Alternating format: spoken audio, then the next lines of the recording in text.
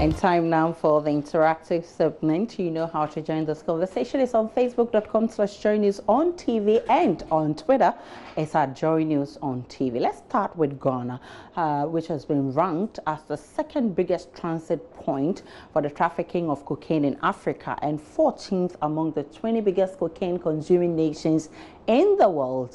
That's serious, and that's according to the latest UN World Drug Report. So tell me, are you worried about this situation? What do you suggest can be done to remedy the situation?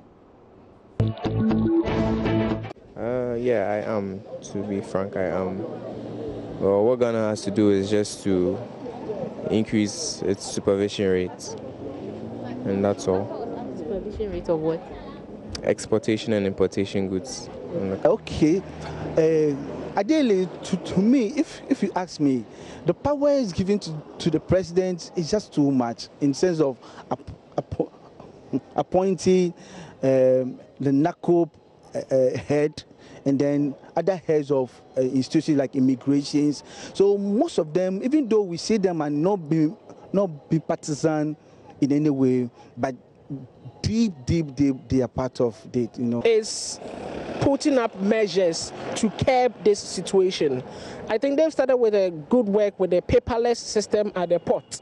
So with systems like this, I believe it will curb all these situations for making things smuggling into the ports, such as the drug system, the cocaine and other stuff. Very worried because looking at Ghana, it has gone worldwide. Everybody knows Ghana. And to get this kind of situation as a country known worldwide is really alarming. It's very, very alarming, and I personally am worried. But one thing I think we can do about it is mostly looking at these cocaine issues is it's taken through our airports. Yeah, we smuggle it through the airports. So if the government can boost up the security at the airports, I'm sure it can be very, very helpful. Well, those are very interesting comments from the streets, but more interesting comments are on our Facebook page. And let's begin with Ni Alahi, who says, have we forgotten so soon? This is not the first time Ghana has come to the limelight because of this. That era has come again. Hashtag Ayu. Saint Kobe writes, I don't doubt this report because corruption is so high in this country to the extent that one can hardly sail through peacefully in any sector without paying a penny. In the security service, education, health, government, in fact, everywhere. It's so sad that tertiary entrants are made to pay thousands worth of money before they can pursue their dream course. And how do you prevent these people from engaging in corruption when they have been painful victims themselves? It's pathetic. And Wisdom Okuto comes in to say, how many Ghanaians have the money to buy and use cocaine? And Yao Edinkra says, Ghana can be the biggest transit point, but no, not the highest consumer. Benfo Richmond says, I'm not surprised at all. I know this will definitely be the effect. Please don't get me wrong. Koku Amenya Glo says, His Excellency Akufo-Addo is president. Don't be surprised. I know some MPP fanatics go ball on low key, but me, I don't care. I just spoke the gospel truth. Balami Jeremy writes, Manasseh Awuni Azore won't investigate this kind of things. That will make him a real national hero, but in society because of, I think this is too harsh. Abdul Ghaffar Salifu says, hater alert. Which country is first? Thunderfire UN for cheating. Ghana became first on the 7th of January 2017 as soon as Nana Addo got sworn in. Ghana, by all standards, is the first transit point of cocaine. Ben Bella Aram says, beware, make no mistake about it. Every single thing that goes wrong in our country from this day forward is now Nana Addo's fault, just as much as they thought it was JDM's. And Abbas Amidu says, that's good news. Let's continue to do it more. We will be rich. Really, Abbas? How much rich are you? And Toddler Koshima who says, I typed a while ago on a post on UTV's page about African University poorly rated globally.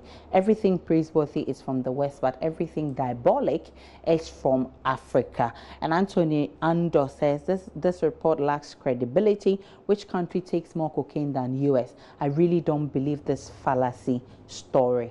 And those are some very interesting comments on Facebook. Also, a group of graduate students and scientists in India have come together to develop an app that will help farmers to combat diseases, pest damage, and nutrient deficiency in crops. This is how the app works. It can recognize a growing number of crop pests and diseases and give advice on how the farmer can treat them. Do you think such an app should be developed in Ghana too to help farmers boost production? I think that the app is very good. It's going to help reduce post-harvest losses, which will in turn increase productivity. But then there are certain barriers to it. Judging from our context in Ghana, most of the farmers, they are illiterate, so it will be very difficult accessing or like using that app. First of all, it's really going to help only when the farmers really know how to read and write.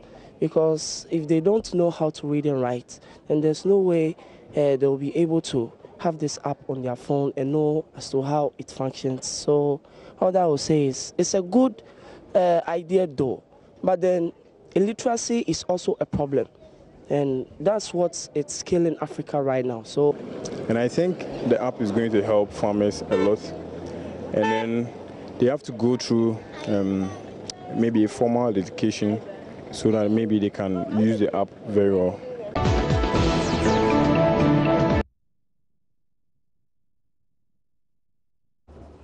All right, that's not just it. There's more of these comments on Facebook. Let's check them out.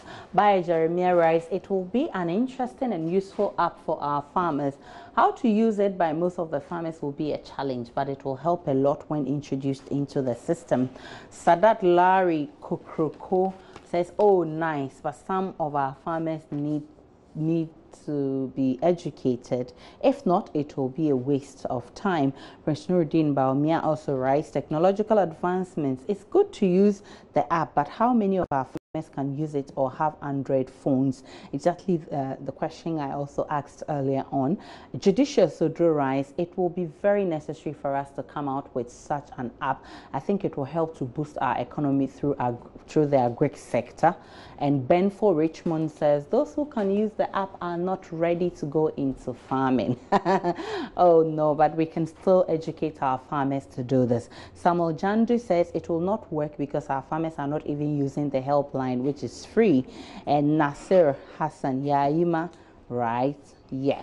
Salasi Doji says yes. And those are some of your comments. But Nasir Hassan Yaima's comments has generated some 33 replies. Okay, some reply, and if we can see that reply. Oh, okay, Gomez is not able to get us the reply, so we move on.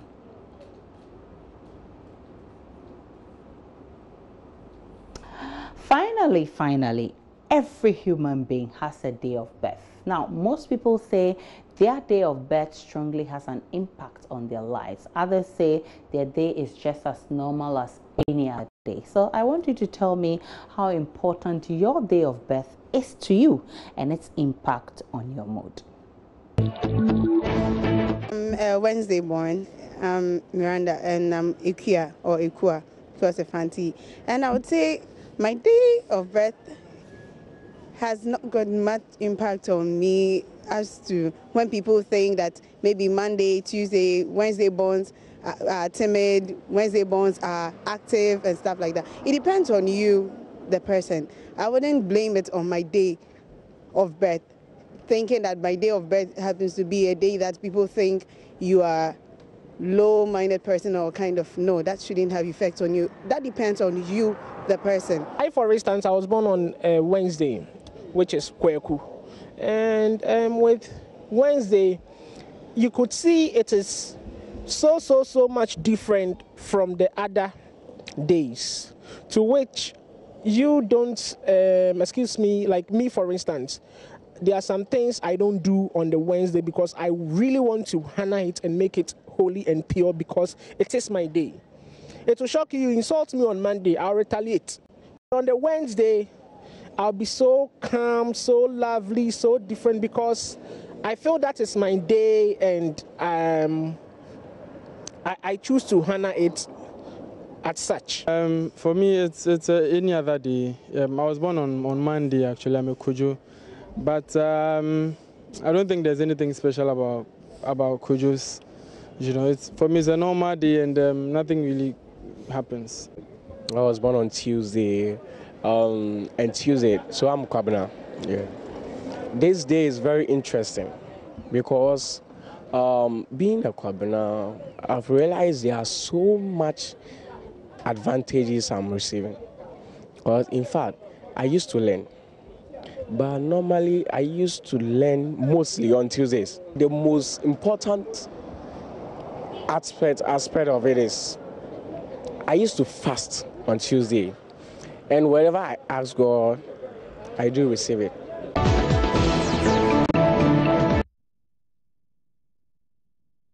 Well, my day of birth doesn't really impact on my mood, but there's one day of the week that really impacts on my mood. I will not tell you. Let's check out what you've been writing on Facebook. Nasser Hassani Aimi says, Tuesday is the best among all days in the week. By Jeremiah says, Tuesday all the way, very humble and honest day in the lives of humanity. Respectful and hardworking people are those born on Tuesday. Really?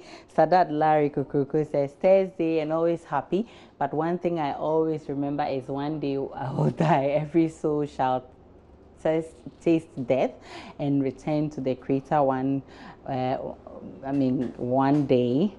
And Kojo Dako says, Monday, Edgewater, very calm and peaceful. Kwabena Tumtum Kama Kese says, I'm thinking of creating a social network. I'll name it Finger. So please, oh my goodness. I mean, this doesn't have anything to do with the topic we're discussing. Prince Nuruddin Baumia says, MashaAllah, Friday is always the best, a day of blessings, thanks, and praises to Allah. Adams Lucas says, Monday is a serious day for all workers. I'm proud to be a Monday born. Sikeni Bra Kwame says, it makes me feel like good because in our oral tradition, said God was born on Saturday. That's why he's called Chediampon Kwame Basayadom. I don't know about the Basayadom. I know about Chediampon. Kwame, are you sure you're not adding up? And Kwame says, Kwame people, they reign keke. Hashtag OBK. And Judicious Odro Eric writes, Saturday has always been the best among all days because it was a day that God used to rest. And we shouldn't forget that weekends also start on Saturday, whereby all workers also used to rest. Finally, I thank God for meeting my wife on Saturday. And she's called Nanama, who is also Saturday born. Lucky you. And Lovelace Lizzie Eliquin says, thank God it's Friday. Of course, thank God it's Friday. And Ben for Richmond says, Saturday has always been the best since creation. It's good to be a Saturday born. We are kind and respectful. Nanatechi Abiam says, Saturday is Sabbath. Liz says, Saturday makes me want to freak out and have a good holiday weekend away from home. I'm glad. And Nisty Flex GH says, Thursday is traditionally viewed as the fifth day of the week. Its child is ruled by the planet of Jupiter. Its child is actually ruled by the planet of Jupiter, which is the most beneficial of all the planets. I'm proud to be a Thursday born. Hashtag Nanayao. And Maxwell Maulinam Brown says, Wednesday, hashtag always feel there's hope on this day. And Barry Makwabaji from Junior says, Wednesdays are special days for me. Most of the best things that happens to me, including the day I got an admission letter, I earnestly expected. And when I wanted an answer to my proposal from a lady of my dreams, it came on Wednesday. I'm always happy on Wednesdays. Lucky you. And dear God, Higher Health says, I think it is the most important part of one's transition. I think it's a time one has to recount on the number of successes you chalked or make necessary arrangements towards achieving your dreams. Okay, you didn't tell us the day you were born and how it impacts on your mood. Samuel Naneko HM says, being born on a Thursday is a blessing. I think I have a high activity performance on this day. I get lively too. It's also a day leading to Friday, the beginning of the weekend. Thus, it feels good. And definitely, I wasn't born on Friday, but Friday happens to be one of the days that I'm happy, energetic, and so on.